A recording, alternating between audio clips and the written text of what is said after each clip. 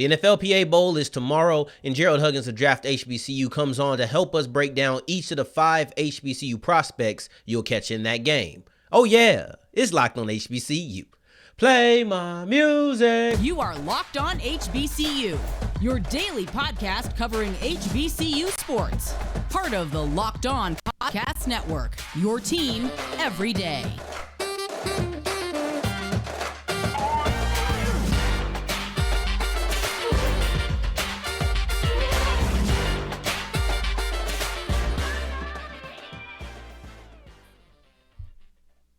What's going on, family? Welcome back to another episode of the Locked on HBCU podcast, your number one daily one-stop shop for everything HBCU athletics, Monday through Friday, part of the Locked On Podcast Network, your team every day. And I, of course, am Darian Gray, a.k.a. the Mouth of the South, Texas Southern alum and former TSU Herald Sports editor. Thank you for going on this journey with me, making Locked on HBCU your first listen of the day every day. And remember, just because the mic cuts off does not mean that the journey is over. It just means it's time to follow me on Twitter at South Exclusives. Don't forget the S on the end if you're on the audio side of things. And today's episode is brought to you by FanDuel Sportsbook, the official sportsbook of Locked On. Make every moment more. Visit FanDuel.com/Locked On today to get started. And I already told you guys in the opening, we got Gerald Huggins is going to be the full episode, and we're going to be talking about the 5 HBCU prospects in the NFLPA Bowl, and then also what this game just means for those prospects in general. All right, Gerald. So at DraftHBCU, you've studied a bunch of draft cycles. You've been through a bunch of these pre-draft showdowns, these bowl games and all of that. How do you feel like scouts typically weigh what you do in these games versus what you do on your tape when we're talking about FCS prospects?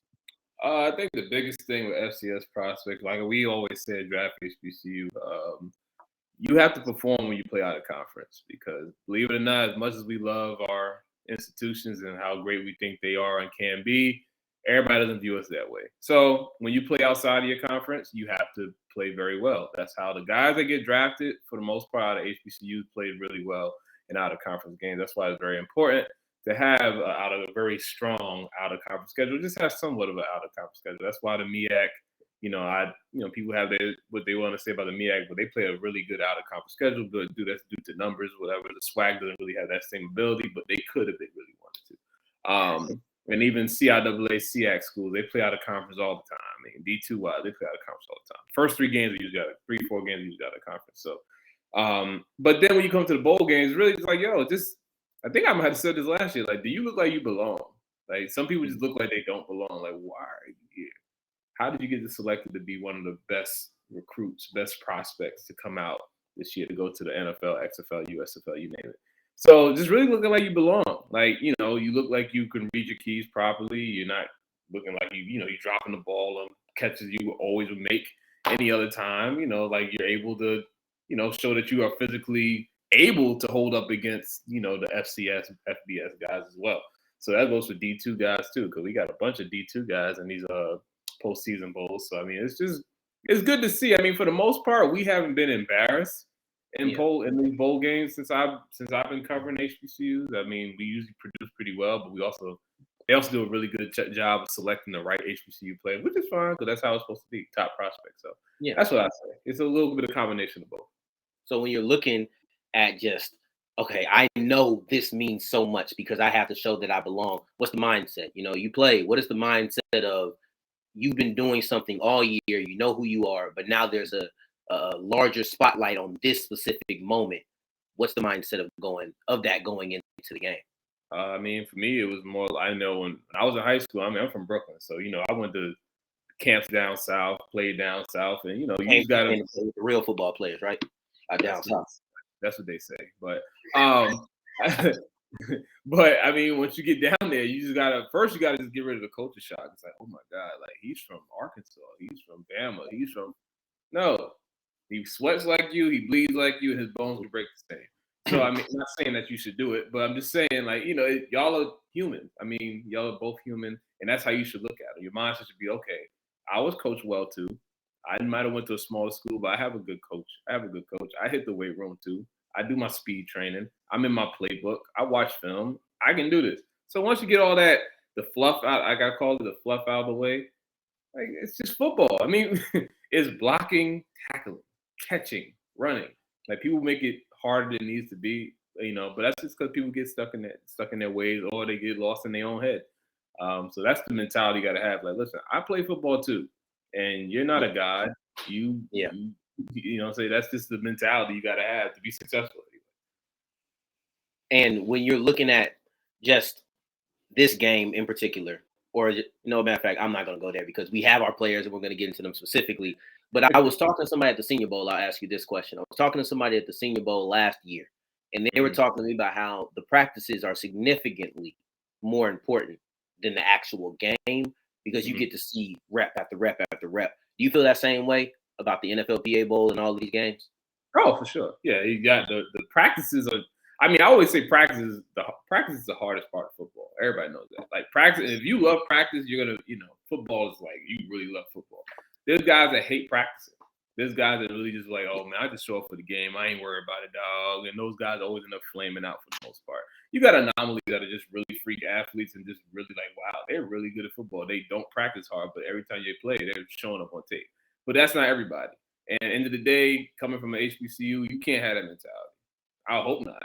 Definitely going to a Senior Bowl, Shrine Bowl, NFLPA Bowl, Tropical Bowl. Doesn't matter. CGS showed that. It doesn't matter. So you just got to make sure that during those practices, you are showcasing your best abilities as possible. Like because all eyes are on you when that one rep is occurring. And then you have a bunch of scouts, you have a bunch of coaches. Everybody's looking at that one rep when you're going against that guy. There's nothing like it. It's like the one of the opportunities where it's like, okay, football is a team sport, not for that rep. This is one-on-one, man-on-man. All 32 scouts are looking. Then you got the XFL scouts, CFL scouts, USFL scouts, your coaches from high school, your coaches from college. Everybody's looking at you to make one good rep. And then guess what? If you pass, in pass pro, to pass, one-on-ones, and it's like, okay, you get 2 tries. So you got 2 shots to show that you are a good football player and you belong, for the most part. And I mean, it sounds crazy because it's multiple reps, but that first impression is heavy. So, like, yeah, our guys, when they have their first one-on-one, they have to show, like, okay, we're here. That's why I always tell my kids, like, when you first get to college, just start a bull somebody. Just let them know I'm not scared of you. Like, let them and throw your crown of your helmet into his chest and you blow him up. You just gotta establish your dominance, as my homeboy Coach Kev would say. Establish your dominance early. Make it simple. And moving forward, we're gonna ask the question that I was about to ask, but we're gonna be way more specific than I was going to be. And we're gonna look into what Gerald wants to see out of these players, each as individuals in this specific game, as we continue with Locked on HBCU. Before we get into that, today's episode is brought to you by FanDuel. And this is for all of my people down with sports wagering. By the way, since we're talking about the NFL, pick a coach, all right? Carolina, this is for you, Gerald. I'm telling you and your squad to pick a coach, man. But this is what we're looking at. We're looking at the NFL playoffs. We're talking about Burrow versus Mahomes. We're talking about Hurts versus Purdy and that defense. This is going to be some very interesting matchups that we have in this week's championship edition. And put your money down on FanDuel. Make every moment more. You can go to FanDuel.com/lockedon. And after you put down your first $5, if you are a new user and just formed a new account, you will get $150, $150 in free bets. So all you have to do is put down $5. Whether you win or lose, you get $150 back. I think that's the definition of making every moment more. Go to FanDuel.com/lockedon. And as we continue with today's episode of Locked on HBCU, I appreciate you for making us your first listen of the day every day. For your second listen, check out Locked on College Basketball for everything you need around NCAA basketball in one spot, wherever you listen to your podcast, including this app here. And we're with Gerald Huggins of DraftHBCU, and we're talking about the NFLPA Bowl and the players who are in it. And I want to start off with Kemari Averret because, to me, he's the most interesting prospect in here, just because of how his first year Bethune was versus the second year Bethune. It just intrigues me so much. Where do you see his draft stock at right now? Well, firstly, he's a transfer from a big time school, and everybody's story is different, but he's going to have to answer some questions about why he ended up at Bethune Cookman. That's the first. So if he can answer those questions, and he could show that he's honest, and he could show that he's right righted his wrongs and he made his mistakes or whatever it may be, that's good. It's the first step. The interview is huge. Like everybody will tell you, those interviews are huge. Even though we've heard like horror stories of how some of these questions are given to some of these players, your interviews are really good. Like even if you can't even participate in the game, like there are some players that can't participate in games, they have really good interviews. And guess what? When their pro day comes around, then then we'll see what happens. And the draft stock goes up. So for him, that's first thing. Secondly, he has to be able to show that he can. Well, and my biggest critique on him is his blocking ability. I just think that for the size he is, I just feel like his blocking ability just could be a little more consistent. Just a little things about just hand placement, drive, and just getting some good knockback off the ball. I just feel like at 6'5", they listed him at 6'5", 260 at the NFLPA Bowl. He's huge. That's a big guy. Yeah, that's big. I mean, when you watch him, even in the practices, when you watch him, it's like he's not a twitchy guy. So, he's not gonna, I don't know, he's not like a Kelsey. He's not like, God, I hope I can say this name. He's not like an Aaron Hernandez. He's not like one of those twitchy type. Okay, it's just the world we live in. So he's not one of those twitchy tight ends that are just gonna, how do you say, get open with their agility. I'll say that much. He's a big guy. He's big. Like he'll lean his weight into you and then break off the opposite way and increase separation that way. Or he's going to try and bully you because guess what? There aren't any linebackers, inside linebackers, or safeties, or corners. There aren't even some edge rushers that are 6'5", 260 pounds. And he's a big 6'5", 260. Not the fastest guy per se, but he is good with his jump ball. Believe it or not, he has a pretty solid vertical. He has strong hands. He'll pluck the ball out the air. I believe his drop catch percentage was around 10%. It's like 10%, between 10 and 12%, which is not bad. You like to see, for tight ends, you would like that to be a little under 10, but that's fairly fine because we all know his quarterback situation. Every ball wasn't placed perfectly. So there's that situation. Yeah. I had a conversation with somebody about that, man. I was saying I think Jones is solid. I think he's cool, but he didn't blow me away. Dude, man, this ain't the time. We talk after this. Let's continue talking about Averret. We already said we're going to chop it up about something after this, and that'll be one of the things. Because I don't want to seem like I'm piling on Jones. You just reminded me of a conversation I had in the DMs with somebody else about him. So we'll continue with Averret and his skill set. So just go ahead. No, that's fine. Yeah, he's up. But outside of that, like you want to see a 6'5", 260-pound tight end that can move. I mean, that's good. I mean, you really not – in a situation for him, we just need you to be a possession guy. He has the ability to get yards after the catch because, at the end of the day, he's just really big. And the thing about it, like the leg drive that I wonder where it's at in the blocking, you see it when he gets tackled. Like he's not an easy guy to tackle, but you can tackle him, but he's not an easy guy. I want him to be harder to tackle. He's 6'5", 260. So, but outside of that, red zone target, he's fine. His intermediate routes are getting crisper as the days go on. He's a deep route guy. They like to zone deep. And then his quick, his shorter routes, he's not twitchy. So he's going to have to really get big. He's going to have to get big on people, be able to create separation just with off strength and size alone. And then he's going to have to make contested catches. That's just the kind of tight end he is right now. But you can work on different type of techniques to get open in your route running and stuff like that. But he can run every route in the route tree. Now, some are a little better than others, but I think he's best suited for intermediate routes when it comes to his route tree. Yeah, and a couple of the other guys when they're switching to the defensive side are Keenan Issac and then Isaiah Bolden, both of which, a fish looks just like a fish when he's surrounded by fish. A shark looks just like a shark when he's surrounded by other sharks. Sometimes it's difficult to really tell the difference when you have a lot of skilled players in secondary. And Isaac and Bolden, like I tied it in there. I didn't know where I was going for a second, but we brought it back. We brought it back to the defensive backfield, and they were in there with some sharks, man. What makes Bolden and Isaac stand out as far as just when you're looking and you don't want to gravitate to anybody else? Well, I was talking to Coach Nooks, and I think we came to consensus that Bolden might be the best athlete in that. I mean, he might be the best athlete in HBCU football right now, and it's like out of all the prospects, just off the strength. Like I know Land is a freak athlete because it's 6'5" or 6'4", 200. Well, I think I saw you posted 230 pounds, which is good by the way. But we'll talk about him another time. So like he's him and No, I didn't see that. Oh yeah. Yeah, he posted. I think he posted 230 pounds, which is fine. So we really want him 240, but that's Yeah. But yeah, so the thing about Bolden, him and Nugget, Nugget Warren, they're both really good athletes. But I believe that Nugget is not as big as Bolden, so for Bolden to be kind of neck and neck with the speed that he is with Nugget, and then I think that Bolden's a little more versatile, and Bolden is very fluid too. Like I watched him at the NFLPA practice, I checked it out. Shout out to Football Game Plan, Emery Hunt. Like he does a great job of posting the practices and stuff of these all-star games for guys like us that couldn't make it, or they don't have some sort of like virtual credentials. But the Shrine Bowl does. Make sure you watch Shrine Bowl. Okay. All right. Yeah. But yeah, so for Bolden, he's very fluid. 6'2", about 200 pounds, very fluid in his in and out of his breaks. He does a good job when he gets hands on his press technique. For the most part, he doesn't really have too many weaknesses per se. I mean, it's just people are going to take a shot on a guy that's that athletic, that's an FBS transfer, and can return kicks.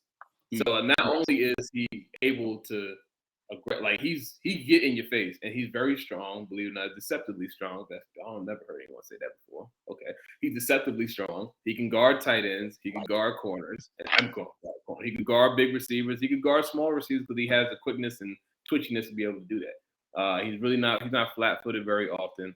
And he has pretty good ball skills. So I mean, the guy, when he gets the ball in his hand, as you know, because he's a kick returner, you just never know. And when you have those DBs that have that special teams background with returning kicks, when they get the ball in their hand at the interception, man, those are guys you really like, okay, they might give them some points. So I like Bolden. Coach Nooks is very high on Bolden. I'm a little more late to the party with Bolden because I was, I'm be honest with you, he kind of got lost sometime in the film because, Cam, Hunter, Sanders. Yeah. It's in his Nugget. I mean, he just got lost sometime. Aubrey, like all these, it was just a not Starfield. Let me not praise him that much because they lost Central. But man, you can do it, man. They got a good unit back there. They lost. It was a really good unit. Like that was for an FCS program. That is one of the best back seven you're gonna find. So for him, he got lost, and that's not a knock on him because guess what? People still realize how good this man could be, and he did go to Florida State. He had a iffy time at Florida State, and he had an iffy go at it when he first got to JSU, but he kind of got settled in. Coach Nooks think he may have been playing a little injured or hurt because he just said the difference between towards the end of the year and the beginning of the year was just totally different. Like he's a really, really, really good prospect, and also again, I love DBs that can tackle. He can really tackle. Now I think Nuggets probably the best DB. Like when it comes to tackling, he might be the best DB when it comes to tackling, believe it or not. But if he's not the best, then Bolden is right there. So I will gladly attribute that to Coach Nooks because we sat and talked about Bolden for about 2 hours this morning as we were going through his draft profile. And then watching him at the practice at NFLPA Bowl currently, he is just. It looks kind of. You should say hard to say. Sometimes it looks simple to him. Like I was watching him in cover 3, and he's just transition, like passing receivers off and then working back to the deep third. It was just so fluid to him. He run the cover 2. I mean, that's easy for him. They didn't force him to sink at all. The running back came right to the flat, so it was easy. But still, I like him. He competes very well. You can tell he's a football player, and that's what you really want to see out of your safety. Yeah, that's exactly, and it's like you said, show you belong, and it looks like he's doing that. We have a couple of more players who are going to need to show exactly what they have, and they're running backs. We got 2 running backs from the D2 ranks that we're going to discuss, including a question about Eddie George and maybe a trend that could be created from this as we continue with Locked on HBCU. And wrapping up today's episode of Locked on HBCU, I appreciate all of my segment 3 folks making it to the end of the episode. Of course, we still have Gerald Huggins of DraftHBCU here, and we're going to talk about Darius Hagans. You said you just finished his actual breakdown this morning. So what do you see? And you got a real close up being a CIAA guy. What do you see in Hagans? No Sean Marino. That's his draft comp. No Sean Marino. Have we posted that yet? Or did we get a Locked on exclusive? I didn't put his draft profile out yet, but I did tweet a video of them doing things that were very similar. But I could give you Bolden's draft comp if you want it before we move too far with Hagans and Wilson. Just say it and we'll get right back to Hagan. Greedy Williams. That's his like me some Greedy. Greedy Williams. Big, tall, twitchy. You know, yeah, Greedy Williams. That's his job. Me and Coach Nooks came up with that one. We were gonna go somewhere else, but we was like, nah, I gotta go Greedy. But I like it. Exclusive. I need a button I can drop. That's cool. I mean, but for Hagans, you know me. I love Jada Byers. Yeah, I know. Hey, I know it. Go. But behind, and when it comes to D2, I mean, it was Byers, Wilson, Hagans. Now, I will admit that Hagans is a more complete back than Wilson at this moment because Wilson can catch the ball off the backfield. Yeah. He just didn't get a lot of opportunities. Hagans is kind of similar, but Hagans has shown that he's running wheel routes.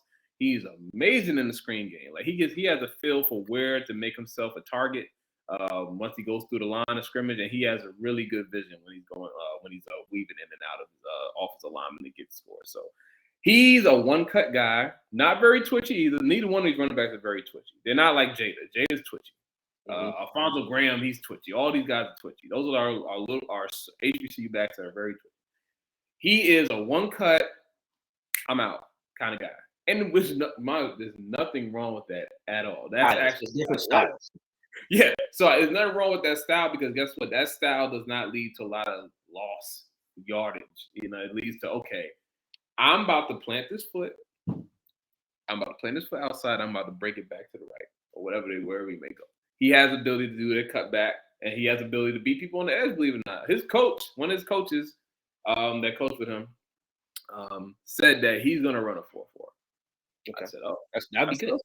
Yeah, I know that's great because he's 6 foot, 210 pounds, and he looks good. Like he looks like a nice size NFL running back. I'm gonna go on a limb. He's gonna be one of those sneaky guys. You know, we had Trenton Cannon not too long ago. Trenton Cannon from Virginia State. Trenton Cannon ran a really fast 4.38 or something like that, and then he got his shot with the Jets, the Panthers, and the 49ers. So I mean, with Hagans, I like that he's a 3-down back. He's a 3-down back, one-cut guy, and he's strong. He plays behind his pads. If you hit him in the thigh, you might fall off of him. Their arm tackles are not going to work on him either. And he does showcase that breakaway speed. Now, granted, people are going to say, well, he's doing that against D2, Well, go watch the NFLPA Bowl practice when he ran a wheel route against a linebacker from an FBS school. They were 15 yards apart. Yeah, and you mentioned that. Let's talk about Wilson because that's one of the things that you said with the difference.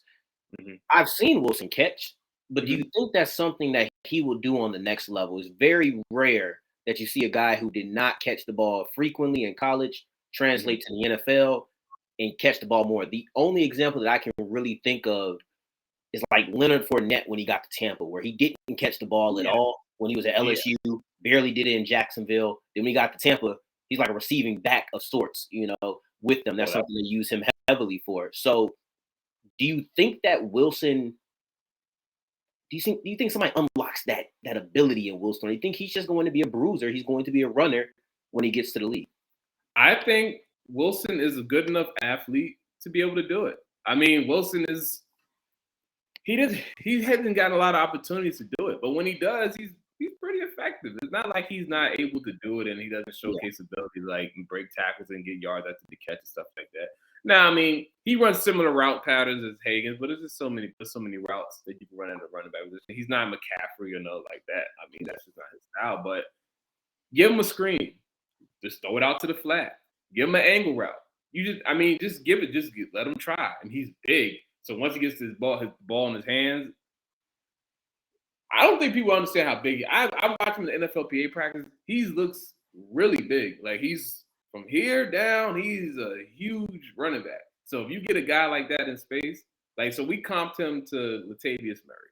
Like Latavius Murray, you know what I'm saying? So it's like Latavius Murray has a deceptive straight line speed. If you do not catch him after the first 10, he's going to be out here. And he became Yeah, and he became more of a receiving back, as he got older, which is crazy, but came more receiving back, and it worked out for him. I mean, he's not like I said, he's not a McCaffrey, but he's a build. He's able to. If you throw him the ball in the flat, he could take it. If you throw him a screen, he could take it. So I like that comp for Wilson. I remember my original thought pattern was really crazy. I'm not even gonna say what I originally wanted to comp him to, but I just think that for him is a bigger back that showcase all the traits you want to see from a guy. He's another one cut guy. He's like, all right. And he's another guy that's like, okay, I'm going to run through the first tackle. So the second guy better good luck, have fun. So, I mean, I like that for him. I mean, and he's not twitchy per se. He has some wiggle, but end of the day, I'm about to hit the hole and we out here. So he's a one cut, hit the hole, go. And he does have breakaway speed. So get the ball in his hands and watch him work. And then last question, Gerald, is we see George as the head coach in this game of one of the teams. Do you think this becomes a trend similar to how the Senior Bowl is making it? This is 2 years in a row now for them where they have more HBCU guys on the coaching staff. Yeah, I mean, it's just the way the world is moving. I mean, how do you explain not being able to show that they could? How do you explain not giving them an opportunity? I guess I'll say that. You've seen Coach Taylor.